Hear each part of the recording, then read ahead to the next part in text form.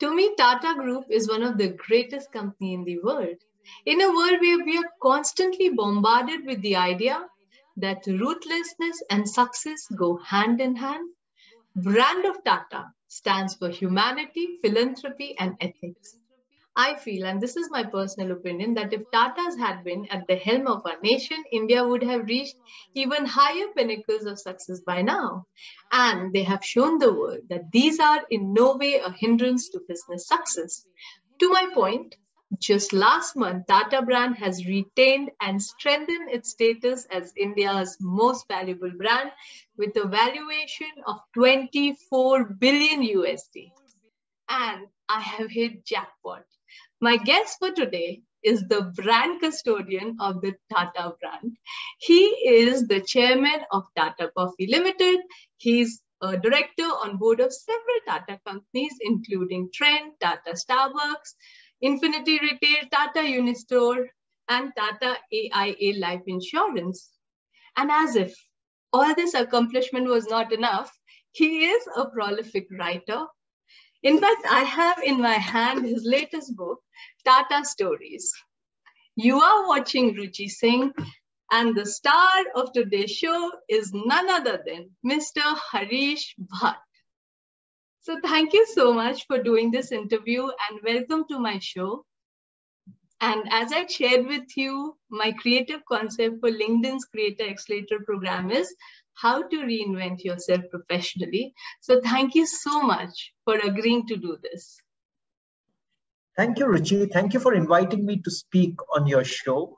What a wonderful concept that is, how to reinvent yourself. I'm sure it's going to appeal to so many of your viewers and readers on LinkedIn. Very best wishes to you for the Creator Accelerator program that you're part of. And hope this kind of accelerates your own journey as a content creator and influencer.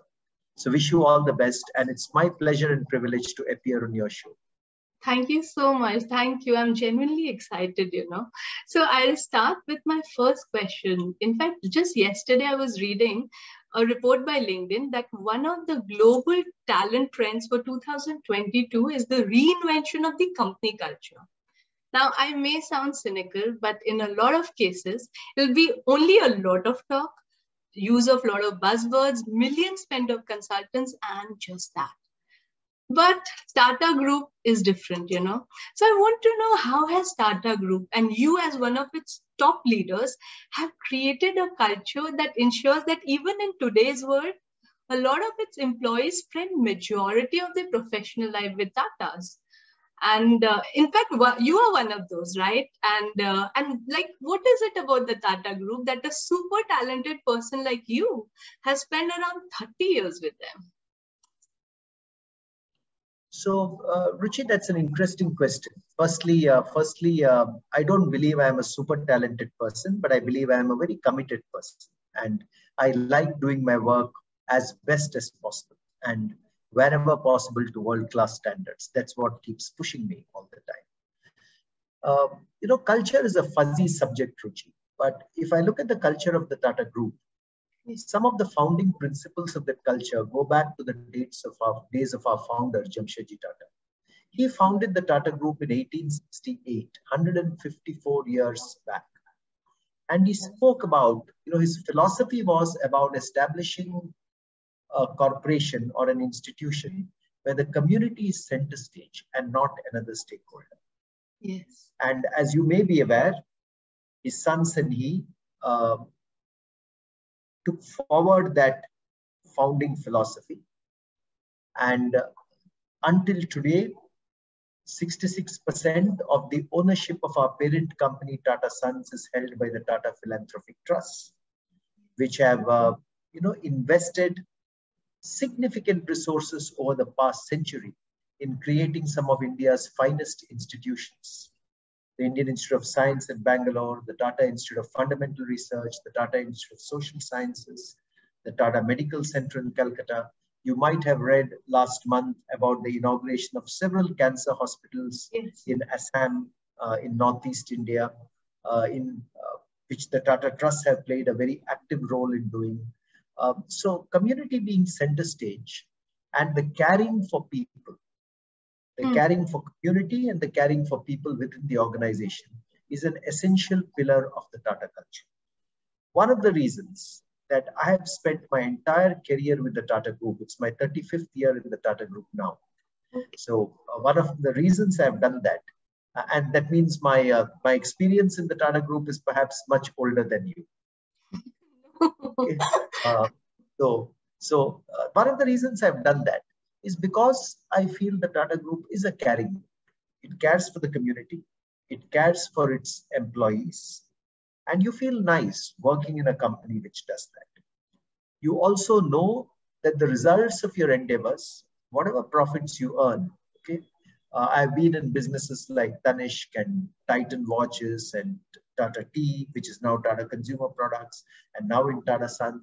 You know that a good part of the profits that you earn eventually go back to the Tata Trust, which use them for the sake of the community. So that is clearly one pillar of the Tata Group's culture. The other pillar of the Tata Group's culture, Ruchi, is I believe we are very, very performance oriented. We have brands which compete with the best in the world and yet do very well in India. You must have heard of brands like Tata Salt and Tata Tea and Tata Motors and Tanishq and Titan and Fast Track and Voltas air conditioners and the Taj Group of hotels, and I can go on and on. You can see the number of categories and industries in India where the Tata Group has done exceedingly well in the face of fierce competition. And that is possible because we have a culture which I believe is very performance oriented, very focused on the customer and giving the customer products and services of exceedingly good value and quality. Because that's the only way you can earn the customer's trust. The customer wants to get products and services which solve some problem in her life or his life. So that orientation of business excellence, according to me, is the second part of our culture. The first part I talked about was care. The second part I talked about was performance or business excellence. That's the second element of our culture. The third thing I would say, Ruchi, is we believe that at the end of the day, we have a role to play in nation building, in doing what is good for the communities that we are part of. How do we do this business in a good way, in a manner which does good to all our stakeholders, which is fair to all our stakeholders? So that concept of being fair, that concept of having respect for all your stakeholders and working along with them is also an integral part of the Tata Group's culture. Of course, I think over the past few years, we have also, I guess, understood that young people joining the Tata Group come with aspirations of their own. They want to work, your generation. I know this because my daughter tells this to me very often. Your generation wants to work with corporations or institutions which are good, which do good. I think what should I say? The aspiration to ensure that our planet is protected, that there is good that the company does for the environment, for the community. I think that's very, very high in your generation. And that's one of the reasons why the Tata Group as an employer also tends to appeal, not just to my generation, but also to yours. So these are some tenets of Tata Group's culture, which have grown over the years. And culture does not develop, Ruchi, in a year or two. Yeah. Culture takes time, okay? The culture in our families takes time to settle in. And I do believe in the Tata Group, these strands of culture have settled in over a long period of time. And that's the kind of culture I love working in, which is why I'm here after so many years. Yes. First of all, thank you for assuming I'm very young. I'm not, but that makes my day. And you're very right. I had in fact read somewhere Mr. R. Gopalakrishnan, who was a former director at Tata Sons, he had said something like, we, the top leadership, go around and say, what troubles you in your heart? That kind of encompasses so much about the Tata essence or value. Like if the top leadership cares about this, and of course it is a business, so it has to do well and all that, that would, if a lot of other organizations did that, a lot of people issue would be resolved. You're so right, Ruchi. You're so right. I think it is what Mr. Gopalakrishnan said is very true. Mr. Gopalakrishnan has been my mentor on my writing effort. He also writes a lot of beautiful books. He also posts on LinkedIn very often. He's the person who has encouraged me to write ever since I wrote my first book, Tata Log. So it's very good that you spontaneously mentioned his name here today. I hold him in the highest respect and admiration in regard. But you're right, it's actually what is in your heart. Let me tell you this, 35 years of working for the Tata Group, what I'm very happy about is that I've been able to sleep peacefully every night. Yes. When your heart is clear and when you've done what is right by your conscience, you can sleep peacefully. There may be other stresses at work. Okay, there may be projects which are getting launched. There may be brands which are getting launched. You may have to burn the midnight oil to get a new business on the road. So those are fine. Those are, I think, part of any professional organization. And those are professional challenges and stresses and anxieties and moments of exhilaration which will play out in our lives. But not once has the Tata Group over the past 35 years ever asked me to do anything which is against my conscience. So when Mr. Gopalakrishnan talks about, what is in your heart that is the most important, I agree completely with that. And believe me, when you live life for 70 or 80 or 90 years, a good night's sleep is worth all the gold in the world. Yes. And companies which permit you to get a good night's sleep are therefore also worth all the gold in the world. Yes. I think particularly today when people are looking at work-life balance, when they're looking for health and wellness in their lives, in addition to professional satisfaction, this is very important, because if you don't feel peaceful in your mind, if you don't feel that you're doing stuff which is right and fair, then I doubt that you will get a good night's sleep. Yes.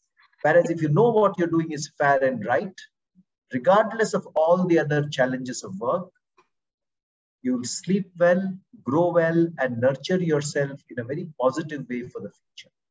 This is not to say that, you should be aggressive and assertive. You should be very focused on running the business very, very well and achieving world-class standards, but doing it in a way that is fair to all stakeholders. Ethical. And ethical, of course. Yes. When you're fair to everyone, I think the ethical dimension is very important there. Because if you're not ethical, then you're not being fair to some stakeholder or the other. Yes, thank you so much. Okay, so this was not part of what I'm going to share with you, was not part of my interview, but I want to share something.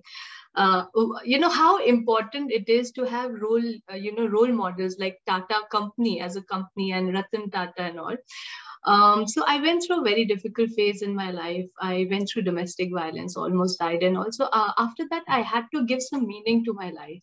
And to your point, I realized that when you face death very closely, you realize that end of the day, the only way you add value to your life is when you add value to other people.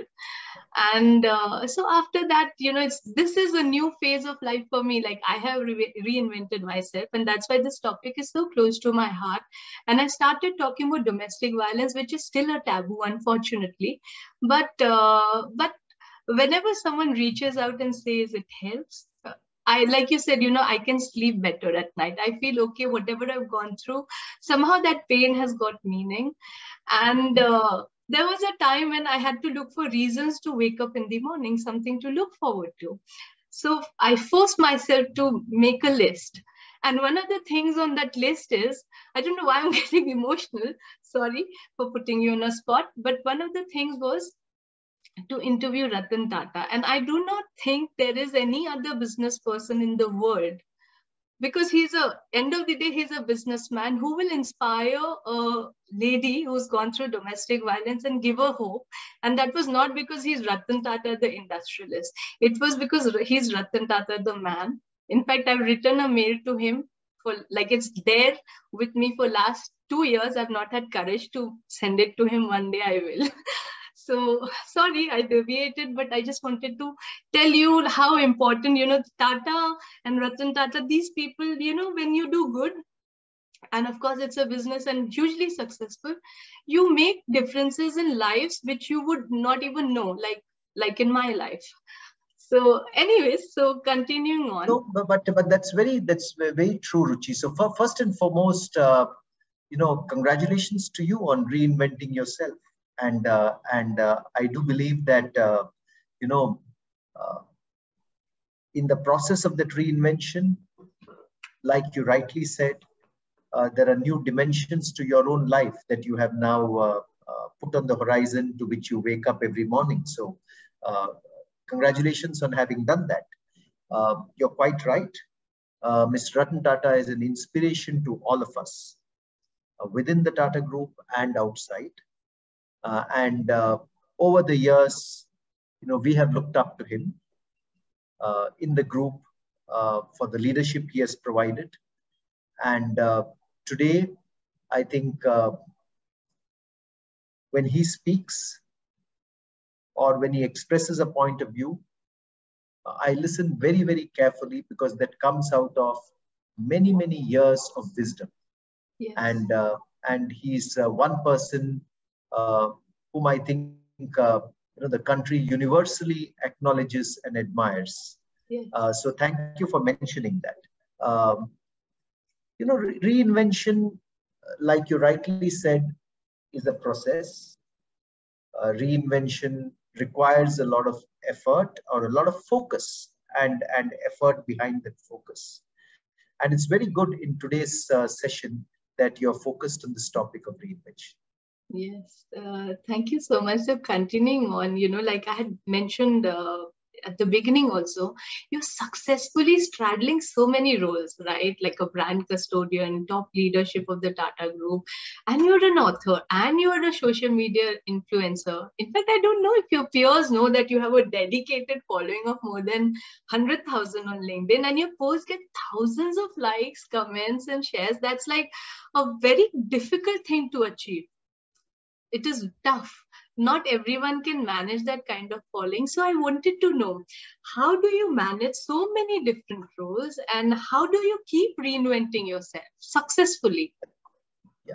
So Ruchi, I think when we do the stuff that we are really passionate about, Yes, you can do a lot. true. And this is true of every human being. It's true of you and me. So over the years, I found that there are a few things I'm passionate about. I'm very passionate about the Tata. Yes. Okay, I will give my life for the Tata.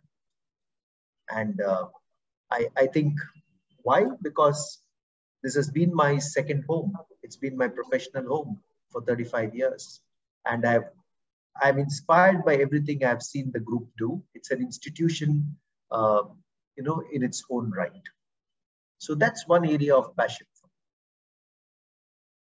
And the second area of passion for me is marketing and brand. I love the art of marketing and consumer behavior. That's what I've done most of my working life, built brands for the Tata Group, whether it was Tata Tea or Tanishq or Titan or Fast Track or Sonata, and now, of course, with the Tata brand itself, where I'm brand custodian. So I love the entire art of marketing, branding, and consumer behavior and retailing. So that's the second area of passion.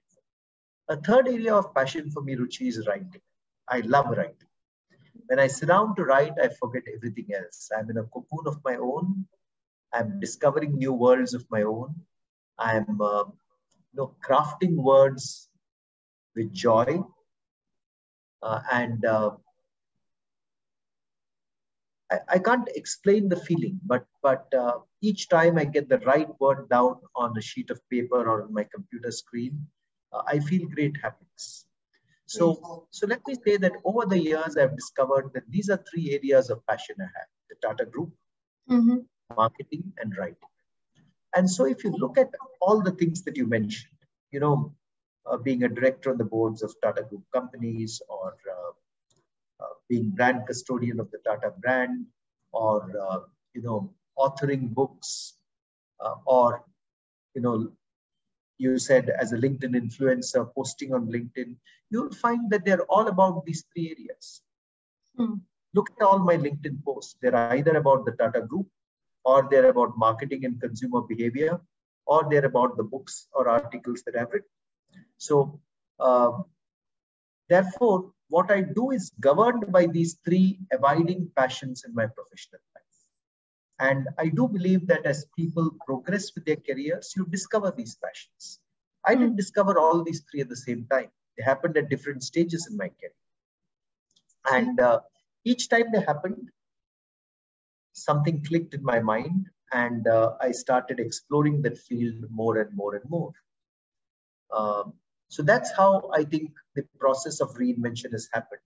But since you mentioned LinkedIn in particular, and you yourself post such excellent content on it, and now you're doing the Creator Accelerator program as well. Let me say that, like that, until 5 years back, until 2017,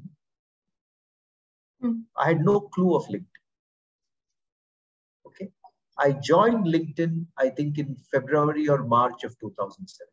I was not on this platform, not active on this platform at all. But then I thought, this is an important platform for me to be part of. I am brand custodian of the country's most valuable brand. Yes. And if I have some thoughts about the brand, then there's an excellent platform on which I can engage. And it's also a platform on which I can learn a lot from other people who, who are posting interesting and relevant things on the platform. So I said I should not miss out being on LinkedIn. And one of the things I did, so here I was in my mid-50s, I had no clue of LinkedIn.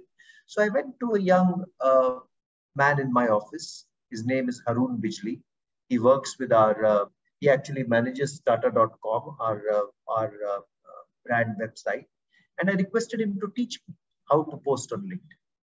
And so you could call him, my reverse mentor, as the terminology is used now. And he handheld me for the first several months, teaching me what works well, what does not work well, how do you post, how do you put a picture on LinkedIn, what's the best manner of engaging with people who read your content through comments or through any other means. And thereafter, once he had taken me through the baby steps, and once he had taught me how to walk into the pages of LinkedIn, then I think I found my wings and I started to fly on LinkedIn. And then I really started enjoying the medium because I found it such a wonderful place to engage with wonderful people on content which is stimulating, on content which is meaningful, on content which is often provocative, but provokes you to think in different ways. So it's a wonderful intellectual space where I enjoy myself. And of course, it plays into my passion for the Tata Group and marketing and writing, which makes it a beautiful platform to be part of. So the process of reinvention, if I talk about reinventing myself as a content creator on LinkedIn, that reinvention happened by first going to someone who knew the subject well. Yes. Requesting him to help me to learn. And once he had taught me what to do, then engaging in some rigorous practice. So I ensured that every week I would post without fail. And often, the most successful things in life are all tied around very good execution. So I believe in the rigor of execution. So I used to post once a week. I used to watch out and look at trends from what people had to say. And over a course of time, I think there is a community that, I have begun engaging with, which loves the subjects that I am passionate about. So that's how the process of reinventing myself as a LinkedIn content creator has happened. And I am thoroughly enjoying that process. And so are we, because I'm one of your regular followers. So are we. And the steps you have shared will help a lot of people, because what you shared can be, superimposed on any other model. Like, first of all, deciding what you want to do, then going to the right source of learning, because everything needs to be worked on. And then having a strategy and then putting hard, consistent work to ensure that the execution is excellent. Yeah, So, there is no doubt about that, Ruchi. As much as we strategize and as much as we are passionate about something, one thing I want to say is in my career, whether it is in my marketing career or my corporate career or my writing career, I have understood that there is no substitute for the rigor of execution. yes, You have to, you have to sit down and write. Only then the writing will happen. You have to ensure that you develop creative content in your mind for a post once a week. Only then will that post happen. Otherwise, things are only in your imagination. If you have to bring them into reality, there is execution. But believe me, there is a joy of execution. yes, The joy of execution is when you have executed something, even if it's a very small post that you have written on LinkedIn or a picture you have posted with some commentary. After you've completed it, there is a fulfillment that yes, I've been able to add value to some people in the community through what I've said, or I've been able to stimulate some new thinking, or I've been able to share some interesting information. So that is the rigor of execution, but there is also the joy of execution. And I think both of them go hand in hand. thank you so much for sharing that. See, you represent a very strong business brand. At the same time, you have a very powerful personal brand. So please, can you share some tips as how other leaders and aspiring leaders can build a strong personal brand? My belief is that personal brand is important, but personal branding has become a very fashionable topic that people Yes, speak about. To me, it's it's about adding value. yes, What does a brand do? Okay, when you buy a brand of soap or a brand of shampoo or a brand of tea, what does that brand do? It adds some value in your life. Am I right? yes, So personal branding is an important space and one which is relevant to every person. But it's also a very hyped up space, a very fashionable space where lots of inputs come from all over. yes, But with everything that is in the space of branding, we should go back to the fundamentals. What is a brand? Okay, why do you buy a brand of tea? You buy a brand of tea because you'd like to have a nice cup of tea in the morning or evening, and yes, that adds value to your life. yes, Why do you buy a brand of air conditioners? You buy a brand of air conditioners because it cools your room and it adds value to your life by cooling your room. If you take any product or service, okay, why do you go to a brand of banking? You go to a brand of banking because you want to do things like taking a loan or adding deposits or transferring money or buying insurance or whatever you want to do in the financial sphere. So the basic of a brand is that a brand has to add value to the lives of its consumers. In a mm, similar way, any personal brand you build, look at it from outside in. Look at it from the viewpoint of the community you're trying to cultivate yes, or the people whom you're trying to influence. And what value are you going to add? That has to set the context for the personal brand that you build. And therefore, if you have to add value to others, it has to be in your area of competence, yes, where you have knowledge and where you have information and where you have insight is where you will be able to add value to others. So, I can add value to others in the space of marketing and branding because I've been doing that my entire professional career. But I cannot add value to others in, let's say, the area of neuroscience or in the area of rocket science. Okay, those are not areas that I know, yes, and therefore your personal brand has to lie in your area of competence. yes, You have to build it around what your competence is and where your passion lies. If you have two or three different areas of competence, then it has to be in an area where competence and passion comes together. Because a brand is not just about making functional connect, it's also about making emotional connect with your yes, audience. yes, So the functional connect comes from your competence. The emotional connect comes from your passion. So I would say everyone who wants to build a personal brand, look at where your competence lies, look at where your passion lies, and look at those spaces which are a nice marriage of these two. That's where you'll be able to build your personal brand. Yeah. Thank you so much. And you are absolutely correct, because I see a lot of people use big words like, I don't know, some ninja, tiger, eagle, vulture. But what they don't realize is that those are just empty words, and like guru and expert. It has to be, it has to marry the competence with that something intangible, which actually adds value and makes the emotional connect. And Ruchi, which is why on social media platforms like LinkedIn, you and I will read content which adds value to us. Yes, yes, We are yes. not to read content which does not add value to us. And therefore, the question before us is, as any person, any influencer, or any aspiring professional wants to build a personal brand, then you have to ensure that you're adding value to the audience that you're speaking to and interacting. Yes. That is the fundament. And we should, whatever words you use, I'm all for using all these nice words. Okay. And some of these words are also very seductive and attractive in their own right. No Yes. doubt. But at the core of it, ask yourself, am I adding value to my audience? Yes, yes, yes. And And, also, and, sorry, and yes, if you're keep adding value carrying. to your audience in your field of competence and passion, then don't worry, your personal brand will build around that. Yes. And one important thing which you said, shared is, because when you talk about competence, it adds to the credibility. So I want to separate that into two parts, Ruchi. One is, yes, any brand has to build trust with its audience. Yes. And credibility is a very important aspect of trust. Hmm. Okay, but credibility need not come with experience alone. Okay. Much younger people with much less experience can also build credibility, Yes. provided they have some expertise in the subject that they're talking about.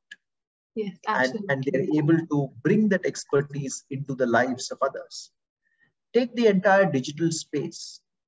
Many people from the Gen Z generation or the millennials generation are really the digital natives Yes. of our planet. Okay, I'm not a digital native. I've grown up in a non-digital world and I've learned digital thereafter. So Hmm. young people, I think, can add a lot of value in that space. Let's take someone who has qualified as an architect, for instance. Okay, Hmm. a young architect who is working in Mumbai or Bangalore or Chennai. If their passion is in the field of architecture and their expertise they have built is also in the area of architecture, they can decide what are topics about architecture that I want to talk about, and Yes. what are topics about architecture where I want to add interesting information, insight, or value to my audience. And they can then cultivate a personal brand around that. Yes, yes, thank you. Like, it absolutely makes sense. So you have to have passion and some expertise in it. So Yeah. that way. So now coming to this, I'm like holding a chunk of history in my hands. And people, this is a must-read book. It is easily available on Amazon. So please go and order. I believe in this book because, like everyone who knows me knows that I really vouch for Tata Brand, and I've just started reading it because I got it last night, but I'm already excited about it because I've been reading your posts on LinkedIn. So guys, please buy this. And it has stories about nation building and advances in Tata business, technology, and Tata leaders. What made you write this book, and what is the spirit of this book? So Ruchi, this is a book which is very close to my heart. Okay. Yes. And this is a book which I've written with a lot of passion. You could call it a labor of love. But Yes. what's special about this book is it's got 40 stories about the Tata Group. Hmm. These are stories of nation building. They're stories of breaking new ground and pioneering in new industries. They're stories of very, very successful businesses and achievements, but also some stories of failures and challenges. But Yes. that's not the only reason why I recommend that your viewers read this. The reason I recommend this is at the end of the day, these are stories about people. These are stories about the passion, shall I say, the urge to do big things, the challenges, the dreams, the achievements, the failures. These are stories of the human spirit. Oh, yes. And to every story, there is a lesson that we can pick up for our own lives. So Don't look at these only as stories from the Tata Group. Each of these 40 stories have a lesson in them for our own lives that we can choose to pick up if we wish to. And they're very, very simple stories. Each story can be read in 6 minutes. That's the rule I kept for myself, a 6-minute rule, because I think all of us these days, are busy with so many things. We only spare so much time for reading at a go. You can read them in any order. I've had people, this book has gone on to become a national bestseller, which Yes. I'm very proud about. But more important than that, I've had, young fathers and mothers writing to me and saying, I am reading out these stories to my kids at bedtime. Wow. And there are people who have written to me and said, I have gifted this to my dad or to my granddad, and he's enjoyed reading these stories to him because they inspire him as well. So look at it as a more self-help book of inspiration rather than just as a book of Tata stories. The reason I wrote this, Ruchi, is I wrote it during the pandemic, during 2020 and 2021. And, the initial months of the pandemic, as you're aware, all of us were caught unawares. The world had shut down. India had shut down. There was a certain amount of despondency in the air. And I said, why don't I write something which is inspiring? And there are so many inspiring stories from the history of the Tata Group, which just uplifts people's moods and gives people a new sense of purpose and inspiration. And then I started writing these stories one after the other. I started posting them on LinkedIn, and they got rapturous response on LinkedIn. People wrote back to me and said, the story has made my day. The story has given me new energy. I've read out the story to my 4-year-old daughter, and I'm going to read out all the rest to her. Someone said, this story shows me that we should never stop dreaming, and we can do much more with our own lives, even if we face challenges and roadblocks on the way. So I quickly recognized that these stories have a lot of human appeal, not just corporate or business appeal. And that's the reason why I decided to go ahead and write this book and compile 40 stories into a book. Um, and who should read this book is something many people have asked me. I would say it can be read across ages. Young people can read it. Children can read it. It's very, very simple, very, very simple English has been used. Our fathers and our grandfathers and our grandmothers and mothers can read it.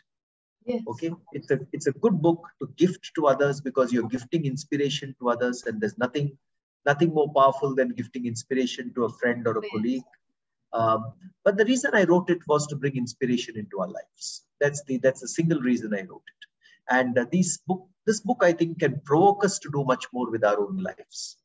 You can see that I'm speaking very passionately about the book because I am indeed very passionate about these stories. Yes, and that shows. And I'm genuinely excited about it because I'm a voracious reader. I read every day, and my dad is also one, and he's already, said, okay, you finish it and then I will. And I love the smell of books. So Kindle is good, amazing, but the smell of books. Oh, you're quite right. The smell of a new book and the smell of paper is such a beautiful feeling.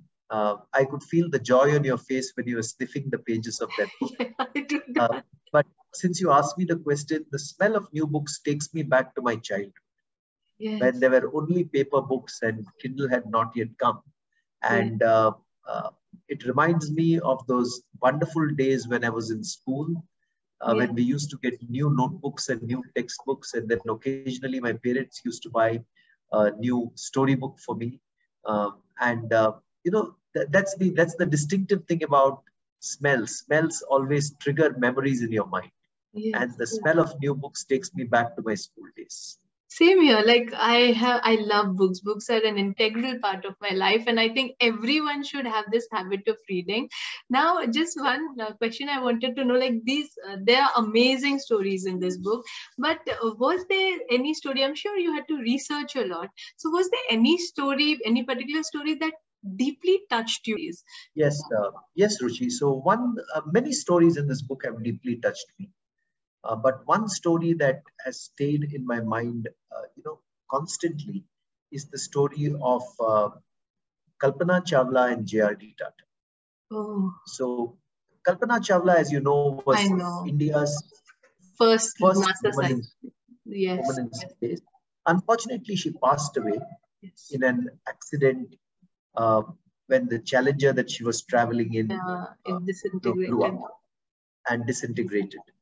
And that was a very tragic day for the world. But she's an icon to all of us in India. Yes. Now, as I was researching these stories, one story that appeared in front of me was after Kalpana Chawla's very sad demise, her parents sent to Mr. Ratan Tata a lot of memorabilia around Kalpana Chawla. Okay. They sent a medallion that she had got. They sent a photograph of her and her colleagues who had gone up with her into space. But they also sent an old black and white photograph of J.R.D. Tata. Oh. And so I was wondering why this photograph. And there's a beautiful story behind it. The beautiful story behind it is that J.R.D. Tata was a very avid aviator. Yes. He actually had flown India's first commercial flight on the 15th of October, 1932. Yes, yes. That is when he founded Tata Airlines, which later became Air India. Yes.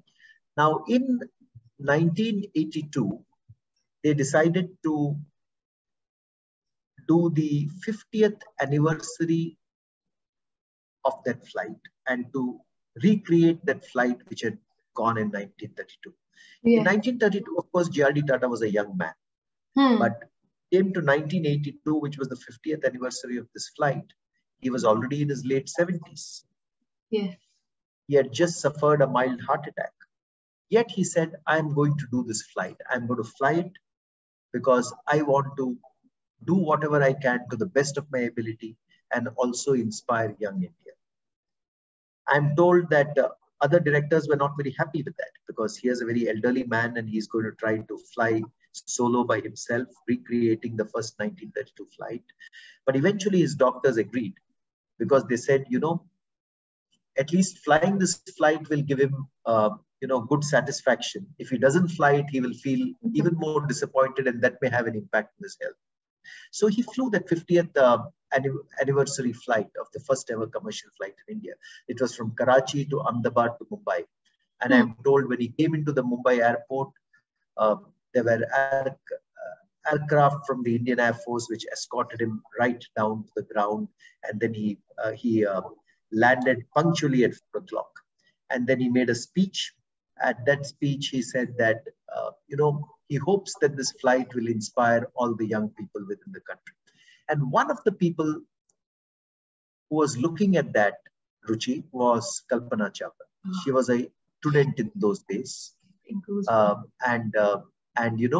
She said, I'm inspired by this man and by what he has done. And I'm going to become an aeronautical engineer myself.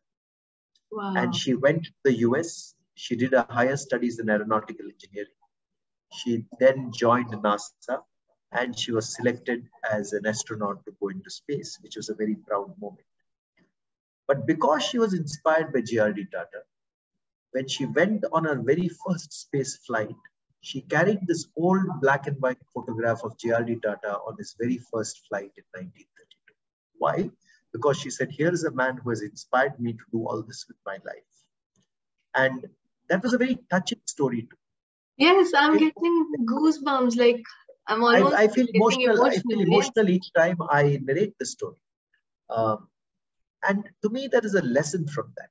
The lesson from that is when we do something which is bold or which is ambitious or which is with a larger purpose, then you're not just doing it for yourself. You're inspiring thousands of people around you, just like J.R.D. Tata inspired Kalpana Chawla and so many other youngsters.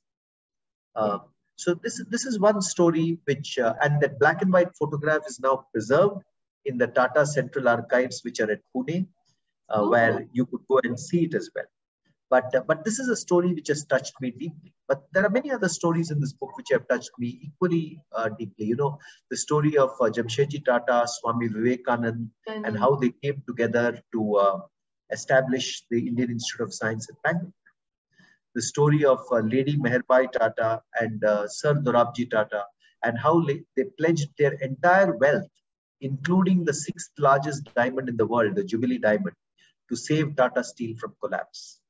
Yes, yes. And how eventually that diamond was sold uh, to fund the Dorabji Tata Trust, which created the Tata Memorial Cancer Hospital in Mumbai.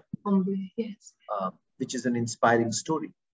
And there are many other inspiring stories in this book. The story of how Ratan Tata pioneered India's first indigenously made passenger car, the Tata Indica.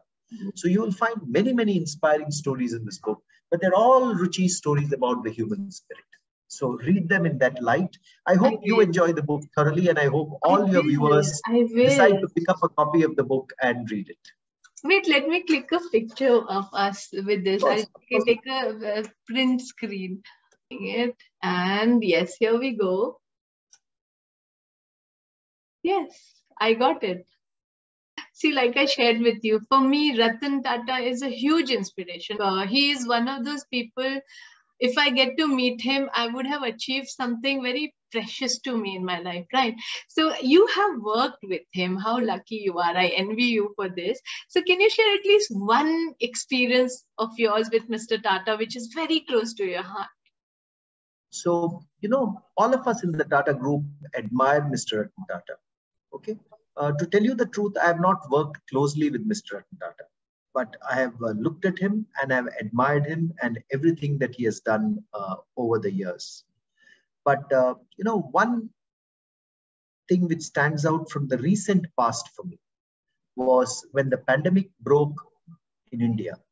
And that was, I think, March 2020, when India went into lockdown. On the 28th of March, just a few days later, Mr. Ratan Tata, as the chairman of the Tata Trust, and Mr. Chandrasekaran as the chairman of Tata Sons, together, they pledged 1,500 crores of rupees from the Tata Group to the fight against the pandemic.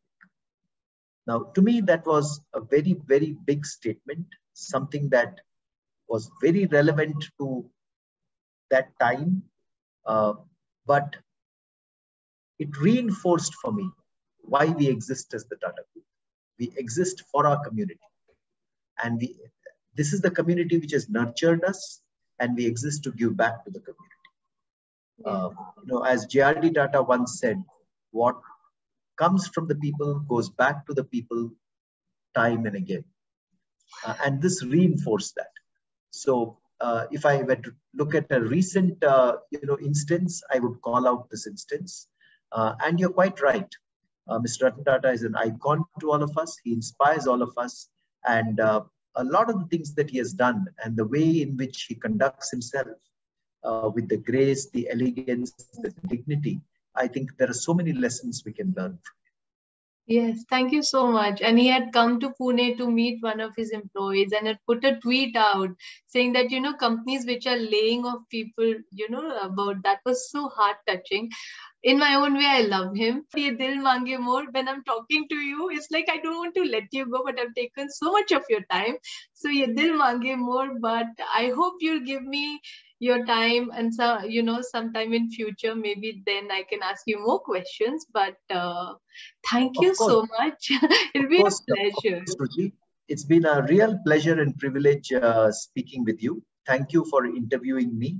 Thank you so much for taking out time and coming and sharing your wisdom with us. So this is Ruchi Singh signing off for now. But do come back, because I will be getting more such esteemed guests who will enrich my life and your life with their knowledge and experience. Thank you. Bye.